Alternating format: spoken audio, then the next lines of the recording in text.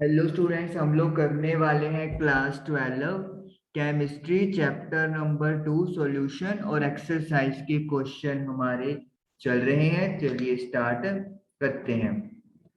तो हम लोग क्वेश्चन नंबर 2.35 पर आ गए हैं। चलिए देखते हैं क्या क्वेश्चन है।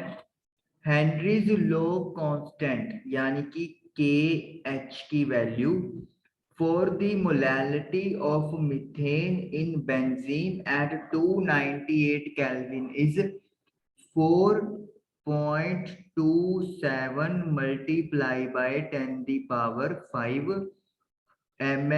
of Hg given है। ये हेनरीज लॉ कांस्टेंट की वैल्यू हमें गिवन है। Calculate the solubility of methane. Solubility का मतलब you have to find the mole fraction. Mole fraction किसके? मीथेन के। मीथेन क्या करेगा यहाँ पर? सोल्यूट का काम करेगा। तो वी विल राइट मीथेन। तो ये हमें फाइंड करना है। In benzene at 298 kelvin under 760 mm of Hg, यानी कि जो प्रेशर है, पार्शियल प्रेशर, वो हमें 760 mm ऑफ Hg दिया हुआ है। ओके, तो ये हमारे पास यहाँ पर आ गया है सारा डाटा। अब आपको पता है हेनरी लॉ के अकॉर्डिंगली क्या फॉर्मूला होता है। तो मैं यहाँ पे बॉक्स बना के फॉर्मूला लिखता हूँ। Partial pressure is equal to multiplication of Henry law constant into mole fraction. तो अगर मुझे यहाँ पे मीथेन की सोलबिलिटी पता करनी है, तो जो पार्शियल प्रेशर है मीथेन का, वो डायरेक्टली उसके मोल फ्रैक्शन के इक्वल होगा इन द सॉल्यूशन। तो बड़ा आसान हो गया यहाँ पे तो हमारे लिए। P की value is given as 760, Henry law constant की value 4.27, 10 the power 5 multiply by x यानी कि मोल फ्रैक्शन। तो x की वैल्यू आ गई 760 divided by 427 multiply by 10 the power 5। अब आप इसको सॉल्व करेंगे। सबसे पहले 760 को 4.27 से डिवाइड करेंगे तो 177.98 multiply by 10 the power -5। Point को शिफ्ट करेंगे तो ये बन जाएगा 1.77 और इंटू 10 दी पावर -3। तो ये हमारे पास जो है वो आंसर आ जाएगा। आप इसे अगर प्रॉपर राउंडिंग के रूल्स लगाएंगे तो 1.78 हम लोग लिखेंगे। ठीक है, तो ये आपका मोल फ्रैक्शन या इन टर्म्स ऑफ जो क्वेश्चन है वो क्या आ गया हमारे पास? सोलुबिलिटी आ गया है मीथेन का। चलिए नेक्स्ट क्वेश्चन करते हैं 2.36। 100 ग्राम of liquid A, molar mass 140 gram per mole. Okay, data यहाँ पे लिखते हैं, अपन शुरू करते हैं। मास ऑफ लिक्विड ए 100 ग्राम है और जो मोलर मास है वो हमारे पास है 140 gram per mole. was dissolved in 1000 gram of liquid B. Okay, इसको डिसॉल्व किया गया है दूसरे लिक्विड में जिसका मास है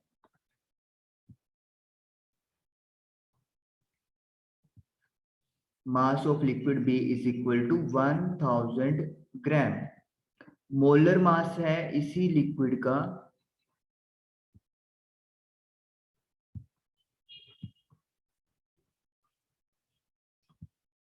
180 ग्राम पर मोल। तो हमें लिक्विड का मास और मोलर मास ऑफ लिक्विड दिया हुआ है, यानी कि दो लिक्विड है ए और बी और उनका मास और मोलर मास हमें गिवन है। Vapour pressure of pure liquid B was found to be 500 tour.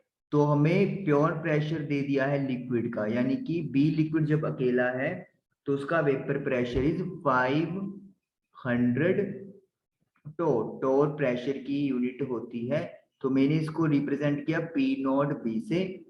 Calculate the vapour pressure of pure liquid A, यानी कि हमें पी नॉट ए फाइंड करना है and its vapour pressure in the solution if और solution के अंदर vapour pressure, और we can say partial vapour pressure if the total vapour pressure of the solution is 475 टोर। जो टोटल वेपर प्रेशर है वो 475 टोर हमारे पास बना है। चलिए स्टार्ट करते हैं। तो हमें पता है by using the Raoult law की क्या चीज होती है कि जो पी ए होता है वो P naught A multiply by x A. What is x a liquid के मोल फ्रैक्शन। और इसी तरह से अगर बी की बात करेंगे तो we are getting P naught B into X B. और डाल्टन लॉ के अकॉर्डिंगली क्या होता है कि टोटल प्रेशर अगर आपने कैलकुलेट करना है तो जितने कंपोनेंट है सबके पार्शियल प्रेशर को ऐड कर दो, और we can say total pressure is equal to P naught A X A plus P naught B X B. और एक्स ए और एक्स बी मोल फ्रैक्शंस होते हैं, और इसके बीच में क्या रिलेशन होता है कि जितने भी मोल फ्रैक्शन हो, मोल फ्रैक्शन उन सबका सम 1 है। ये मैंने मतलब सारे फॉर्मूलेज यहाँ पे इकट्ठा कर लिए ताकि जो भी चीज मुझे मिले मैं इसको यूज करके फर्दर जो है वो अपना कैलकुलेशन कर सकूं। पहले हमें लिक्विड ए दिया हुआ है मास भी और मोलर मास भी, फिर लिक्विड बी दिया हुआ है मास भी मोलर मास भी। प्योर लिक्विड बी का प्रेशर दिया हुआ है और प्योर लिक्विड ए का प्रेशर पूछा हुआ है, और पार्शियल प्रेशर भी पूछा हुआ है ए का, यानी कि सॉल्यूशन के अंदर क्या होगा। टोटल हमें दोनों का जो मिक्स किया तो प्रेशर जो बना है वो हमें दे दिया गया है। और हमें जो अब इस चीज को फाइंड करने के लिए सबसे पहले तो मोल फ्रैक्शन की जो बात है वो करनी पड़ेगी। अगर मैं एक्स ए की बात करता हूं मोल फ्रैक्शन ऑफ ए, तो what is the formula? Moles of A upon moles of A plus moles of B, ये होता है फॉर्मूला। मोल फ्रैक्शन अगर किसी कंपोनेंट का निकालना है तो उसके मोल ऊपर और नीचे आता है टोटल नंबर ऑफ मोल्स। ये फॉर्मूला बहुत बार यूज हो चुका है। अब मोल्स कैसे निकलते हैं? अगर मैं मोल्स के फॉर्मूले की बात करूं तो मोल का फॉर्मूला क्या होता है? Mass divided by molar mass. Mass को जब मोलर मास से डिवाइड करेंगे तो नंबर ऑफ मोल्स कैलकुलेट होके आएंगे। तो अब हम लोग इसी फॉर्मूले का यूज करते हुए पहले नंबर ऑफ मोल्स निकालेंगे ए के भी और बी के भी। चलिए पहले ए के निकाल देते हैं। ए का मास दिया हुआ है 100 और मोलर मास दिया हुआ है 140। तो इसे अपन जब सॉल्व करेंगे 10 को 14 से डिवाइड मैं कर रहा हूं कैलकुलेटर से,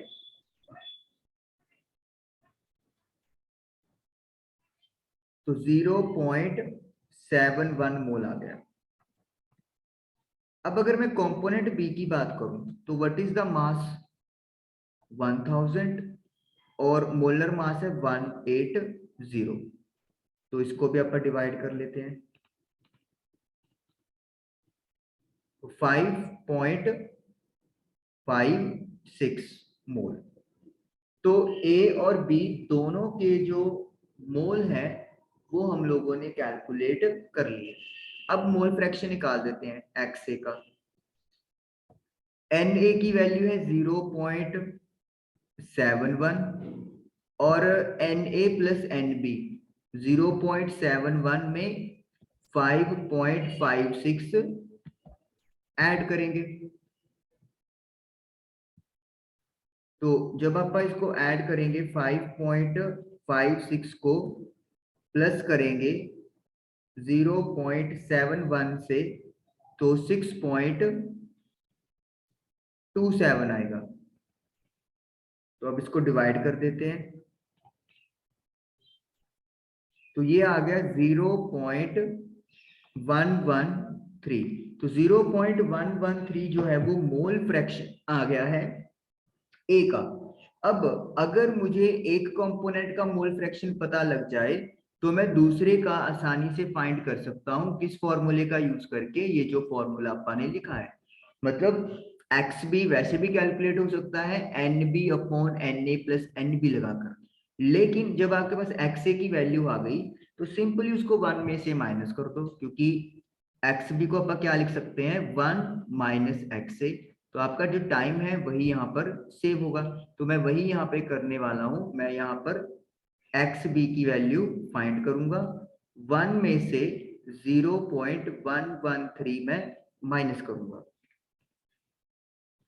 0.113। तो आई एम गेटिंग 0.887। तो 0.887 जो है वो मोल फ्रैक्शन आ गया है सेकंड कंपोनेंट का।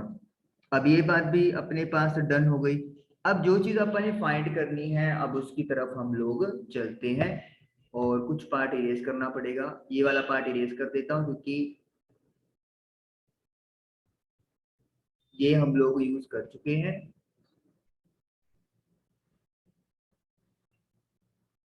चलिए अब देखिए हमने क्या किया हुआ है, यहाँ पर टोटल जो वेपर प्रेशर है प्योर बी का वो 500 टोर है।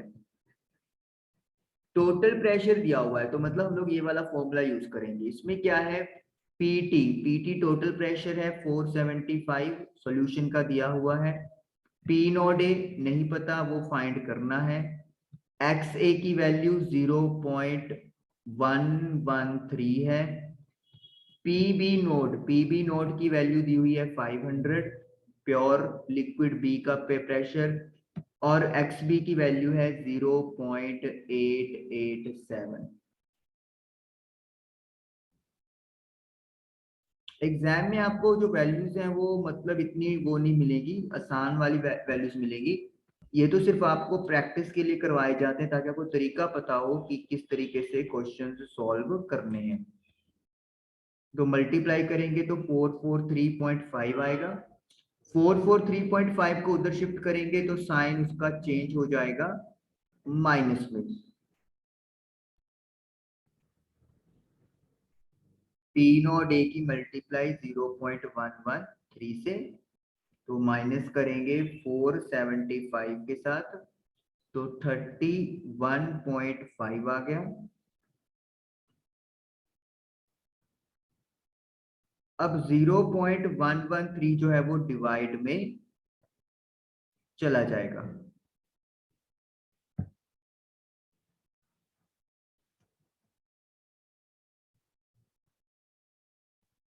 तो 0.113, तो 278.76 टोर। ये यहाँ पर आ गया है आपका प्रेशर पी नॉट ए का, यानी कि जब लिक्विड ए अकेला है, प्योर है, तब उसका vapour pressure will be around 278.76 आ जाएगा। अब उनसे हमने ये भी बताना है कि वेपर प्रेशर ए का ही क्या होगा, मतलब सॉल्यूशन के अंदर ए का प्रेशर या पार्शियल प्रेशर। तो उसके लिए हमें क्या करना पड़ेगा, ये वाला फॉर्मूला यूज करेंगे। पीए क्या होता है, पार्शियल प्रेशर ऑफ ए, या सॉल्यूशन के अंदर जो प्रेशर है। सबसे पहले पी नोड ए यानी कि प्योर जो भी कैलकुलेट किया 278.76, मल्टीप्लाई करेंगे मोल फ्रैक्शन यानी 0.113 के साथ। तो अब इसको अपन कैलकुलेट कर लेते हैं, 0.113, तो आई एम गेटिंग 31.50। तो 31 पॉइंट आंसर मैच करते हैं, yes we are getting correct answer. ये 32 लिखा हुआ है, ठीक है, 31.50 आपका आंसर बिल्कुल सही है। तो अपन क्या देख रहे हैं कि ओवरऑल वेपर प्रेशर कम हो गया, और कम होने की वजह यही है कि जब एक सॉल्यूशन और ऐड हो जाएगा तो वेपर्स किसी भी कंपोनेंट के कम बनेंगे। तो ये आपके पास आ गया answer.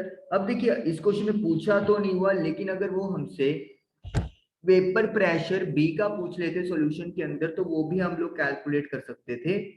PB is equal to P naught B multiply by X B वाला फॉर्मूला लगा के, क्योंकि पी नोट बी आपको दिया हुआ है 500 और एक्स बी भी आपको दिया हुआ है, तो वो वैल्यू भी आप इजीली कैलकुलेट कर सकते थे। या एक तरीका और था, पीटी आपको गिवन है 475, उसमें से पीए की वैल्यू माइनस कर देते तो भी आपको पीबी की वैल्यू मिल जाती। तो कहने का मतलब ये है कि ये जो आपके पास क्वेश्चन है वो मतलब सॉल्व हो गया है। आई होप आपको समझ में आया होगा। Thank you for watching the video.